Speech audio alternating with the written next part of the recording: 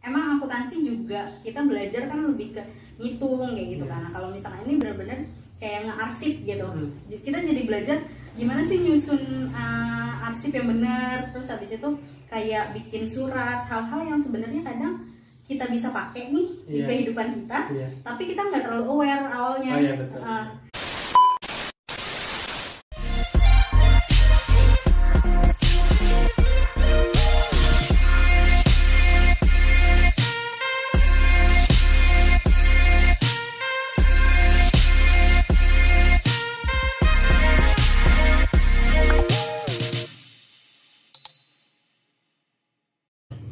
Halo teman-teman, selamat datang di channel saya Fizar Indra Wijaya. Nah, di video kali ini kita masih akan membahas mengenai jurusan perkuliahan di S1. Dan di samping saya sudah ada teman saya sendiri. Kita ketemu waktu program pengayaan bahasa beasiswa LPDP ya. Namanya Mbak Resti. Halo Mbak Resti. Halo Mas Fizar. Apa kabar? Alhamdulillah baik. Oke, sip. Nah Mbak Resti, terima kasih sebelumnya udah datang dan di sini kita bakal ngobrol-ngobrol. Saya mau tanya-tanya lebih jauh soal jurusan perkuliahan yang Mbak Resti pernah jalani dulu ketika S1. Boleh ya? Oke, sip. Nah, pertanyaan pertama mungkin dulu waktu S1 kuliah di jurusan apa dan di mana? Dulu pas S1-nya itu program studi pendidikan ekonomi di Universitas Negeri Jakarta, UNJ. UNJ ya? Ya. Pendidikan ekonomi. Pendidikan ekonomi. Nah, di situ tuh belajar apa aja?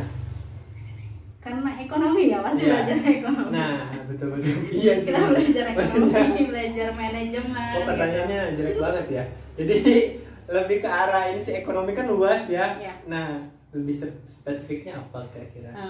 Karena pertama itu pendidikan ya, program studi pendidikan. Jadi setiap semester itu pasti kita akan belajar mata kuliah pendidikan. Lalu untuk ekonomi ada ekonomi makro, ekonomi mikro. Lalu kita juga belajar terkait manajemen, ada pengantar akuntansi juga seperti itu.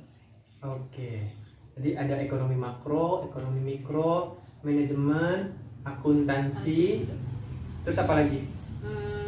Ada juga di bagian perkantoran juga. Bagian perkantoran juga.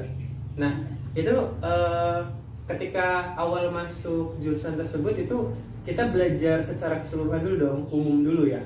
Iya, jadi semua yang saya sebutin tadi itu kita pelajarin di semester 1. Semester 1 ya? Oke, lalu untuk selanjutnya ada peminatan atau semacam itu nggak? Kita dinamakan tuh konsentrasi. Konsentrasi. Iya, jadi dari program studi pendidikan ekonomi dibagi jadi 3 konsentrasi. Ada pendidikan ekonomi koperasi, pendidikan akuntansi, sama pendidikan administrasi perkantoran. Nah, jadi setelah semester 2 sampai seterusnya itu kita belajarnya lebih detail ke jurusan atau konsentrasi itu. Oh, begitu. Dan ketika itu Mbak Resti ngambil yang? Saya dapat di administrasi perkantoran. Administrasi perkantoran. Dan di administrasi perkantoran sendiri belajar mengenai apa? Jadi kan prospek kerja untuk administrasi perkantoran itu adalah jadi guru di administrasi perkantoran, SMK, guru SMK. Jadi ya semua pelajaran yang diajarkan di SMK itu kita pelajari. Salah satunya kayak kearsipan, lalu teknologi perkantoran, seperti itu. Jadi emang prospek dari jurusan tersebut itu sebenarnya mengajar gitu ya? Iya. Tetapi kalau misalkan tidak mengajar, bisa atau tidak kemungkinan itu? Kebetulan dari semua teman saya malah lebih sedikit yang mengajarnya gitu. Oh, begitu. Dibandingkan yang kerja, maksudnya kerja di perkantoran ya gitu. Malah lebih sedikit ngajarnya. Jadi sebenarnya prospek kerjanya kalau misalnya dibilang kalau kita mau ngikutin ya harus jadi guru. Iya, betul. Ya, tapi di luar itu bisa juga. Bisa juga kerja di perkantoran gitu ya? Iya. Yang mengurusi bagian administrasinya. Banyak jadi admin, ada juga mungkin di bagian HRD juga. Tapi kalau melihat peluang persaingan, kalau misalnya kita bekerja sesuai dengan jurusan kita yakni di pendidikan, yang otomatis itu jadi pengajar, itu kan ya bisa dibilang persaingannya nol lah ya. Maksudnya besar kemungkinan kita untuk bisa menjadi guru gitu ya di suatu sekolah. Tapi kalau misalkan kita keluar dari jurusan yang seharusnya, atau pekerjaan yang seharusnya gitu. Nah itu bagaimana persaingan dengan mereka-mereka yang kuliah di jurusan administrasi perkantoran murni gitu. Ada kan jurusan administrasi perkantoran yang murni gitu? Untuk administrasi perkantoran murni nggak ada ya, mungkin adanya sekretaris. Oh, sekretaris. Nah, jurusan sekretaris itu yang serupa istilahnya. Oh, murninya gitu. dari pendidikan administrasi perkantoran. Oh gitu, oke. Itu saingannya gimana peluangnya? Sebenarnya ya, kalau aku sendiri nggak mengalami, tapi teman-teman kan banyak yang ternyata di luar dari pendidikan. Betul. Ya. Balik lagi pertama relasi sih yang penting. Oke. Karena banyak kan ketika kita kuliah itu di semester 7 kita harus ada yang namanya magang di kantor. Nah banyak teman-teman aku yang di luar dari pendidikan, mereka dapat kerjaan di tempat mereka magang. Oke. Jadi dari mereka pas magang tuh di semester 7, ketika keluar diminta untuk balik lagi ke kantor untuk jadi karyawan di sana. Oh begitu. Jadi tidak terlalu sulit lah ya untuk kerja. Iya, karena itu tadi ada pengalaman magang di luar pendidikan juga. Oke. Nah, dulu ketika masuk di jurusan ini itu melalui jalur apa? Aku ini bidik misi awalnya. Jadi peluangnya dua ya. SNMPTN sama SBMPTN. Ternyata karena aku SMK, peluang untuk SNMPTN itu agak sulit saat itu. Aku lulus tahun 2014. Ya. Nah, jadi aku ikut di jalur SBMPTN. Jalur SBMPTN beasiswa bidik misi ya. Ya. Berarti masuk perkuliahan itu tahun 2014 ya. 2014. Oke. Nah, dulu memang pengen banget masuk di jurusan itu atau ada hal lain yang mempengaruhi? Aku itu dulu memang cita-cita tuh jadi guru, pengen banget jadi guru. Mau jadi guru, tapi guru apanya belum tahu gitu. Nah itu guru apanya masih dipertimbangkan. Pas SBM itu aku pilih kan 3 ya. Pertama itu selain aku pengen jadi guru, aku juga suka nulis. Aku suka nulis, terus suka bikin cerpen kan segala macam. Nah dulu punya idola novelis gitu. Nah, aku tahu dia di UI Sastra Indonesia. Jadi dulu sosokan SBMPTN milih UI Sastra Indonesia pilihan pertama. Pilihan kedua, karena tadi aku masih suka nulis, aku pengen jadi guru bahasa Indonesia bisa kali ya gitu. UNJ, pendidikan bahasa Indonesia. Lalu yang ketiga, pendidikan ekonomi dengan pikiran kalau sejurusan sama SMK aku dulu akuntansi. Jurusan SMK gitu. Ya. Dan ternyata yang diterima akuntansi. Ekonomi ya, pendidikan ekonomi. Oke, lalu ketika diterima di jurusan tersebut itu ada perasaan shock atau gimana nggak sih? Atau ada perasaan yang tidak nyaman gitu kan? Biasanya kalau misalnya dari sekolah SMA atau SMK daftar di suatu jurusan di perkuliahan, baru tahu jurusannya seperti apa, ada kaget, shock gitu, dan ada ketidaknyamanan gitu, ada nggak? Kalau shock sebenarnya enggak ya, karena kan yang tadi awal aku bilang di semester 1 itu kita belajar semuanya, ekonomi, akuntansi, sama manajemen di dasar itu. Jadi karena emang masih awal itu nggak shock, cuma mungkin ketika dapat jurusannya sih yang agak shock itu setelah peminatan. Karena aku basicnya akuntansi. Dan sebenarnya tuh kita bisa milih saat itu. Pas akhir semester 1 itu kita milih mau jurusan yang mana kan dari ketiga tadi di awal yang aku bilang. Nah aku milihnya awalnya akuntansi. Nah malah tuh pas pengumuman ternyata aku dapetnya di administrasi perkantoran. Itu kaget, nggak cuma aku yang kaget. Oh gitu. Jadi teman-teman lain juga kaget. Jadi gitu. Milih kita bisa milih. Sebenarnya bisa milih. Cuma kurang paham juga prosedurnya seperti apa, jadi aku nggak dapet di akuntansi itu. Nah setelah menjalani perkuliahan di konsentrasi administrasi perkantoran, bagaimana? Apakah ada rasa tidak nyaman ataukah gimana setelah menjalani itu, gimana tuh? Awalnya mungkin nggak nyaman ya, karena memang basicnya bukan di situ kan. Udah terbiasa kan di akuntansi gitu. Cuma karena mungkin kalau di kuliahan the power of teman-teman gitu. Kita harus bangun relasi sama teman-teman. Kadang itu yang bikin kita akhirnya ya udah legowo aja gitu terima di jurusan ini karena ada teman-teman juga. Jadi apa namanya, ada yang ngedukung lah kayak gitu. Nggak ngerasa sendirian walaupun ngerasa kayak struggle karena bukan basicnya di situ. Nah, gimana nih? Apakah ada yang menarik di jurusan atau di konsentrasi administrasi perkantoran ini? Ada nggak yang menarik gitu? Yang mungkin bisa diungkap ke teman-teman gitu? Menurutku lebih belajar terorganisir sih. Oh gitu. Karena emang akuntansi juga kita belajar kan lebih ke ngitung kayak gitu kan. Nah, kalau misalkan ini benar-benar kayak nge-arsip gitu. Kita jadi belajar gimana sih nyusun arsip yang benar, terus habis itu kayak bikin surat, hal-hal yang sebenarnya kadang kita bisa pakai nih di kehidupan kita, tapi kita nggak terlalu aware awalnya. Betul.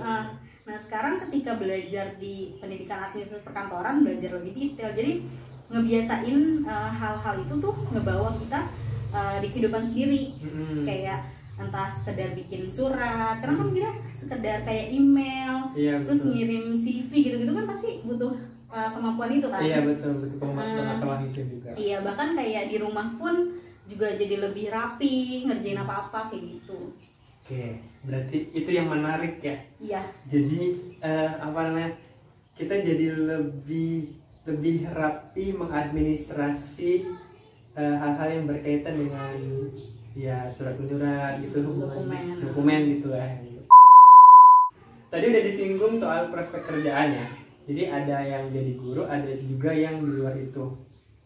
Nah, selebihnya ada lagi nggak kira-kira temen yang dari lulusan ini bisa bekerja di mana gitu? Selain misalkan gini kan namanya kan kita sebut saja konsentrasinya kan di administrasi perkantoran ya. Yang terbayangkan ya udah perkantoran. Bisa nggak sih kerja di luar perkantoran gitu? Ada nggak? Sebenarnya mungkin lebih banyak ke admin kali ya teman-teman. Karena kalau misalnya dibilang prospek kerja, aku pun belum terlalu banyak. Istilahnya kan kita cuma tahu lingkup kita aja gitu di teman-teman. Oh jadi apa, kerja di mana. Sedangkan kalau misalkan di luar dari yang mungkin aku kenal dekat, aku pun nggak tahu mereka sekarang kerja di mana kayak gitu. Jadi mungkin kalau bisa dibilang banyak juga di luar itu pasti. Cuma kalau detailnya aku pun kurang tahu. Nah kalau untuk di sekolahan sendiri, SMK yang ada jurusan administrasi perkantoran itu banyak nggak? Banyak, hampir semua sekolah biasanya ada. Bedanya ada ya. Berarti peluang untuk kerja di situ besar sekali ya sebenarnya. Dan masih dibutuhkan. Dan dibutuhkan sebenarnya. Cuma memang mungkin ya lebih banyak yang memilih untuk tidak melakukan itu gitu. Jadi kayak aku bilang, temanku banyak yang memilih untuk tidak mengajar. Karena mungkin kalau kita kelompokkan gitu, banyak orang yang tujuan misal kuliah di negeri nih. Salah satu mungkin banyaknya tujuan dari teman-temanku yang penting masuk negeri. Jurusan apapun terserah gitu, yang penting mereka masuk negeri. Sampai akhirnya karena memang jurusan aku saat itu prodi pendidikan ekonomi, karena memang membuka banyak kelas, karena tadi mau dijadikan konsentrasi, itu peluangnya lebih besar gitu dibanding jurusan lain. Jadi mereka yang punya prinsip ya udah yang penting gue masuk negeri gitu. Nah mereka memilih itu. Sampai akhirnya memang ketika sudah lulus ya mereka tidak memilih untuk jadi guru. Dan kalau misalnya dibilang peluangnya banyak, peluang pasti ada gitu, banyak karena banyak yang nggak memilih tadi. Tapi balik lagi ya, kebanyakan kita yang kuliah di negeri merasa bahwa gue juga mau ngajarnya di negeri gitu. Jadi peluang untuk di negeri pun juga nggak banyak. Pada akhirnya bersaing gitu. Bersaing juga gitu. Tadi juga kalau misalkan kan banyak yang magang, terus habis itu keterima di perusahaan. Kita juga kan ada PKM dulu namanya. Jadi ngajar di sekolah. Ada juga yang akhirnya balik lagi ke sekolah yang tempat mereka magang itu, PKM itu. Nah untuk di soal jurusan administrasi perkantoran ini spesifiknya ya. Nah kalau di universitas lain banyak juga nggak sih Ada kok. Banyak juga kan? Di kampus pendidikan selalu ada. Selalu ada ya. Masuknya ke jurusan pendidikan ekonomi ya. Itu dia yang beda-beda. Oh, beda-beda. Sebenarnya pas di aku itu kayak gitu kan sistemnya, pendidikan ekonomi dulu baru nanti dibagi konsentrasi. Nah, sekarang pas aku kalau tidak salah tuh mulai tahun 2016 itu dia mulai ada prodi sendiri. Jadi prodi pendidikan administrasi perkantoran. Oke. Nah, jadi nanti pas pendidikan ekonomi dibagi cuma dua konsentrasi. Dua konsentrasi. Oke, nah itu teman-teman. Itu yang penting ya. Jadi ada ternyata sekarang udah ada jurusan pendidikan administrasi perkantoran tersendiri gitu. Nah, sekarang untuk aktivitas saat ini apa nih, Mbak Resti kalau boleh tahu? Sekarang kuliah online. Oke, mantap. Jadi sekarang Mbak Resti itu melanjutkan kuliah ya? Iya. Di jurusan? Di Universitas Negeri Yogyakarta, program studi pendidikan ekonomi. Oke, pendidikan ekonomi. Itu ada pengkhususannya lagi nggak? Ada konsentrasi lagi, tapi kali ini saya ambilnya pendidikan akuntansi. Pendidikan akuntansi, back to basic ya. Basic pas SMK. Berarti ada kemungkinan untuk jadi dosen juga kan ya? Kalau nanti ketika lulus masih bersyarat S2 bisa. Oke ya, siap. Berarti masih ada kemungkinan untuk jadi dosen guys. Nah, kayak terakhir Mbak, pesan-pesan buat teman-teman baik itu SMA, SMK yang sederajat, yang berminat untuk memilih jurusan pendidikan administrasi perkantoran, itu apa? Ada pesan-pesan nggak? Apakah ada hal-hal yang mesti dipelajari dulu gitu, ataukah ya udah berjalan aja gitu? Sebenarnya kalau mau masuk di negeri ya, kampus negeri, pertama yang dipelajarin adalah jalur masuk yang mau kalian pilih gitu.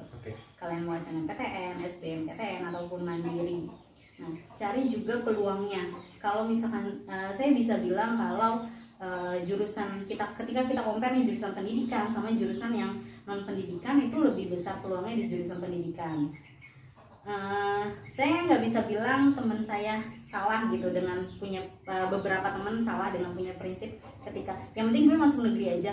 Nggak ada masalah sih ketika kalian punya prinsip itu, tapi pada akhirnya ketika kalian sudah memilih suatu harus terima konsekuensinya gitu.